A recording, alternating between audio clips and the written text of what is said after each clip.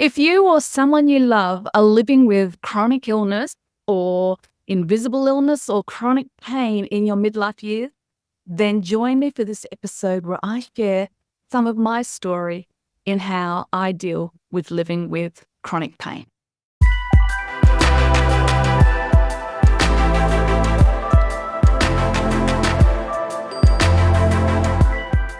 Well, hello there. Whether you're joining me on YouTube or over on your favorite audio platform, it's so wonderful to reconnect with you.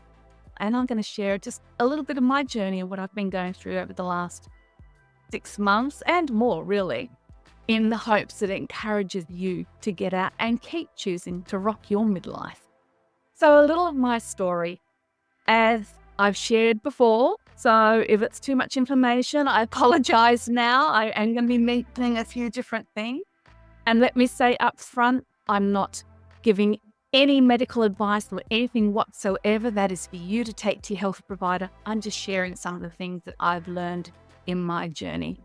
So I've kind of walked with invisible illness ever since I was 11, basically. I was riddled with endometriosis right throughout my teenage years. Although back in the day, they didn't know what it was, so I just lived with chronic pain and clotting and all the drama that comes with trying to deal with that type of stuff while you're a teenage girl, already dealing with your own awkwardness and life in general.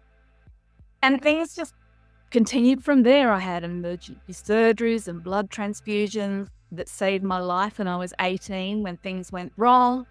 I ended up with emergency C-section for my first child when I was 25, then went on to have an elective with my second at 27.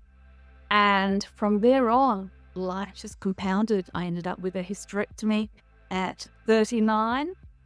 And since then, all of these things that were meant to improve and help, unfortunately never solved the issue. And so I've lived with chronic pain almost right through my adult life. Obviously, sometimes better than others, but it's been a journey.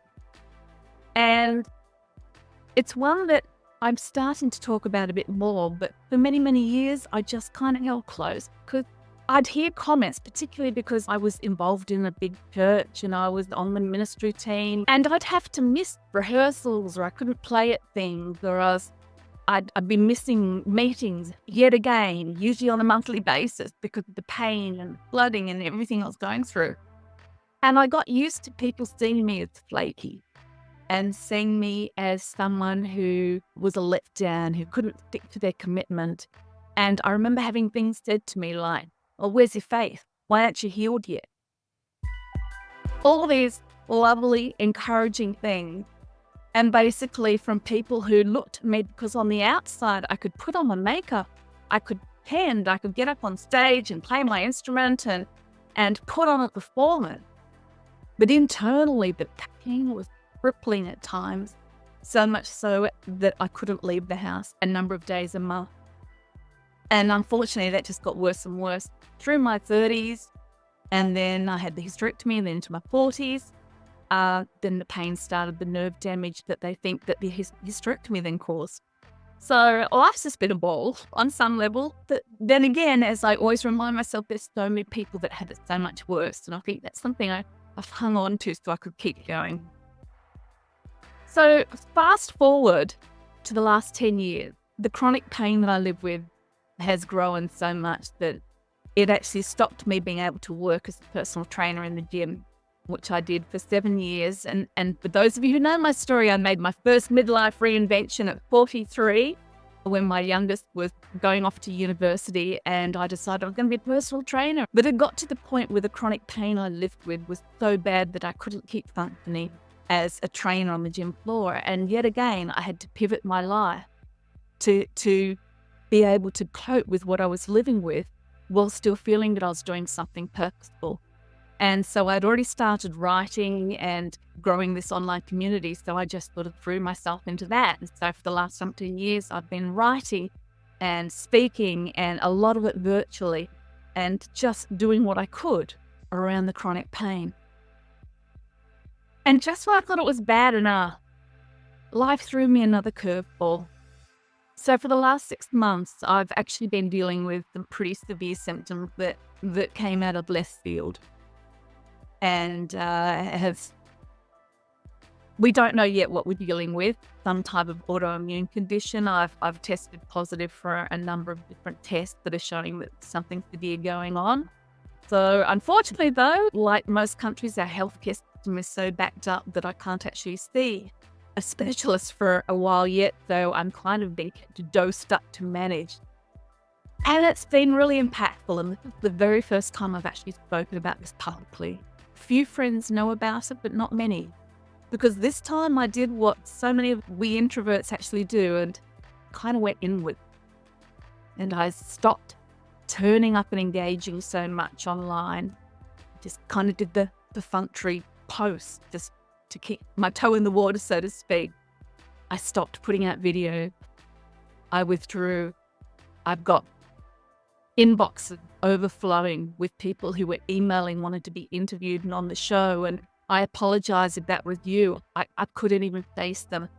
The brain fog, the pain, the debilitating pain, the fatigue.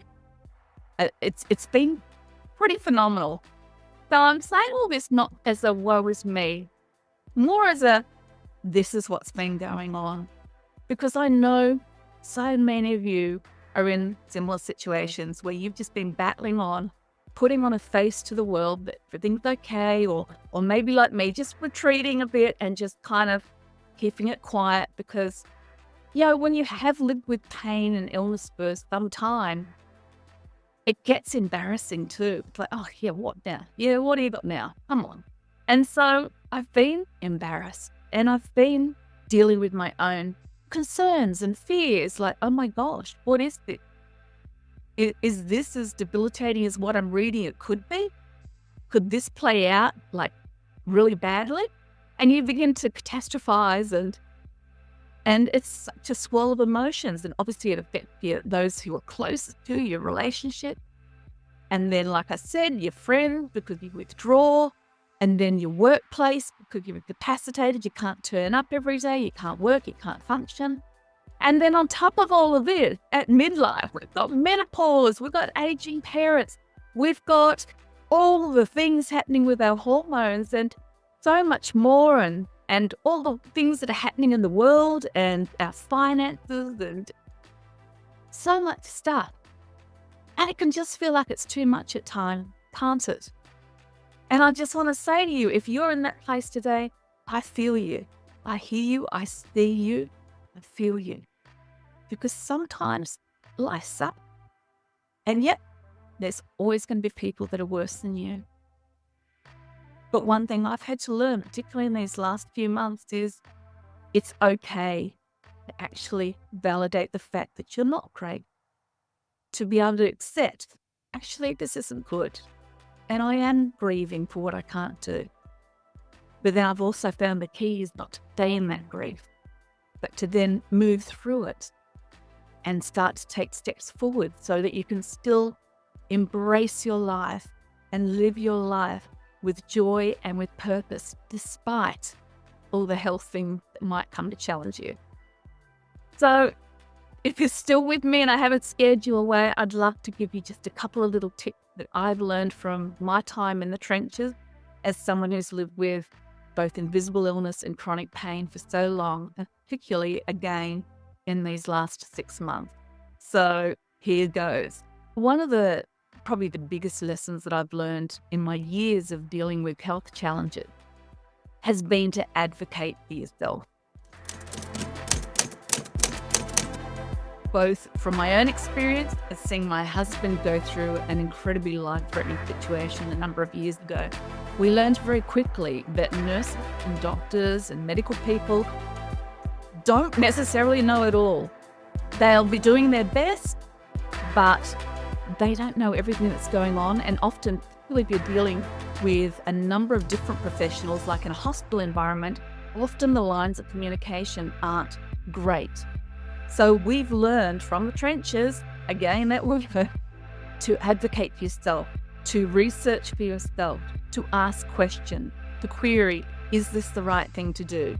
It's just so important advocate for your own health, to not just passively accept your lot, but to research for yourself, not just what it is. And trust me, that's a huge part of it. And that's been a lot of my research over the years, almost having to find the information, then take it to my doctor who's gone, oh, and then they're able to bounce from there.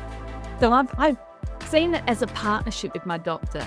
I haven't gone like Dr. Googled it and I'm now the expert, but I've taken my research to my doctor, to my specialist, in partnership with them. And it's really enabled us to get results, I think, far quicker, even though it seemed ages, but far quicker than what it might have taken. So being an advocate for your own health is so important.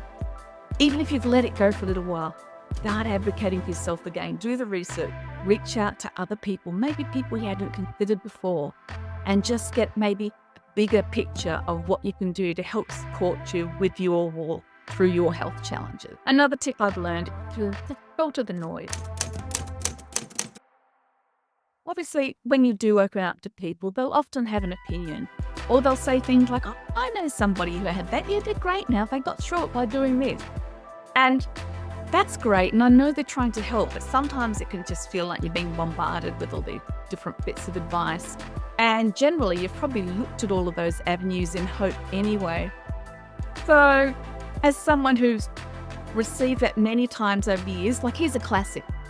One of the symptoms of my pelvic area is triggered interstitial cystitis, which is nasty, basically your bladder spasm, imitates the pain of having a UTI. It's not a bacterial infection. Now, grapefruit and cranberry are often recommended for women who have UTIs or bacterial infections. So the first thing, if ever you say anything but you've got bladder pain, people will go, oh, you need to drink cranberry juice. However, for interstitial cystitis, it's one of the worst things you can do because it's so acidic. It's like pouring acid on lesions on your bladder. So things like that can get really tiresome after a while. And so I'm not saying it to be horrible because I know people are being genuine, but I'm also saying if you're speaking to somebody who has opened up about something chronic that they've been living with for a while, perhaps listen first. Listen a bit more to what they're dealing with before just jumping in with things that you've heard or read or so on. Saying no. Now, this has been a big one. And it's, admittedly, I know my family's probably found this one a little bit hard as I've gotten more and more hardline with it, but they fully understand. And hopefully the people in your life will too. But there comes a point where you actually have to start saying no. Traveling actually triggers a lot of the pain that I have. So I had to start making some calls on things. And I said no to a number of speaking opportunities or lunch dates and so forth that have involved traveling to see people. It can feel hard when you feel like you're missing out all the time.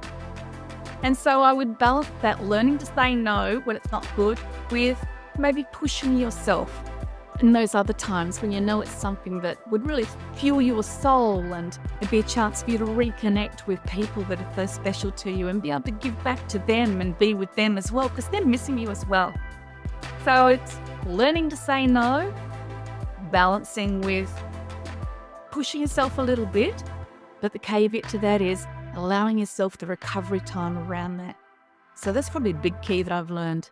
If I have got something on that I'm going to go to with my family or out to some event or go see a friend, you're guaranteed that I'm making sure that I'm home the next day and I've got no appointments leaving the house at all because I know that my body will need that time to rest.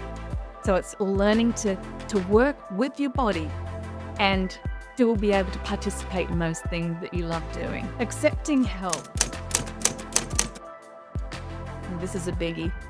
And one that I've struggled with. Accepting help is something that can feel embarrassing, but is actually really liberating too.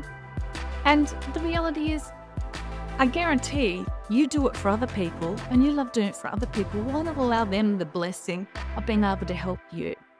Something to think about. So accept help. Sometimes it might take a little while to get to that place, like me really just talking about it now, even though this is stretched over quite a few months. But at some point, accepting help could make a lot of difference. Finally, probably the thing that's helped me most keep going and try to be as resilient as possible while living with chronic pain and chronic illness has been finding a sense of purpose. And for me, that's all about empowering and encouraging and motivating and helping other midlifers, particularly midlife women, to go out and create the lives, the purposeful, the wonderful lives that they want during these midlife years and beyond. And I know that that's what's helped me pick myself up and dust myself off after times when I felt a bit sorry for myself and things have been a bit tough. And having that sense of purpose that I could still actually contribute and do something, even though I might be limited with how I do it or can't do things exactly the way I used to do it, that's really helped me, particularly mentally. Because one of the hardest things about living with a chronic illness, living in chronic pain, is what it can do to you mentally. And I found the best antidote for me, and I'm sure for you too, and for many others, is to still have a sense of purpose. And you might be someone who goes, yeah, but I'm not a speaker. I don't want to get on Facebook. I don't want to get on podcasts and things and tell my story to the world. And I fully get that. I actually make myself do this sometimes because it's part of fulfilling what I feel is my purpose. But for you, it may just be simply baking a cake and taking it to the old lady down the road who's lonely. It may be looking at the people in your life and going, how can I help? What can I do to make your life better? How can I serve you? And trust me, when you're serving others, it's the most fulfilling thing. It really is. It makes such a difference to how you feel about yourself as well. It's that whole thing about how being a blessing to others is such a blessing to you as well. So please, I encourage you, don't look at yourself as someone who has nothing to offer or who is incapacitated because of what you live with. You've still got so much to give. And I guarantee that there are people in your world who need what you have to give, no matter what that is. So I hope that a little bit of my story has encouraged you, that if you're someone living with chronic illness, like I said, I see you, I hear you, I feel you, and I just pray God's blessings on you. And I hope that you've had some encouragement that you're not alone. There's many of us out here facing similar but different battles, and we can take strength and encouragement from the fact that we're not actually alone. And that's where sometimes it helps being brave and sharing our stories, because then someone else can go, thought it was just me. I thought I was the only person going through this. And so I encourage you, where you're listening to this podcast, or if you're watching on YouTube, or if you're in the Rocking Midlife group, please tell me how you're going. I'd love to hear your stories and some of the things that have helped you deal with and manage and live purposely around your chronic illness or chronic pain. And if you're someone who is living with someone in your family or someone in your world or your partner dealing with these issues, then I hope that I've given you some insights as well of what they might be feeling and what they might be going through. And maybe you've got some amazing ideas that you could share as well for partners and for family members of how they can help and support and encourage a person in their family who's going through tough times health-wise. So it may be the full-on rah-rah episodes, but I wanted to be real about why we've had this gap, where I've been. But I also want to say I'm back. Our podcast is back. I've got some fabulous guests already lined up, real people ready to share their stories about how they're rocking their midlife season. And I'd love to hear your stories too, so make sure to leave a comment, please subscribe, leave a review, share this episode. And I am so grateful for you being here and being part of this journey of encouraging midlifers to go out and embrace their lives at midlife and beyond.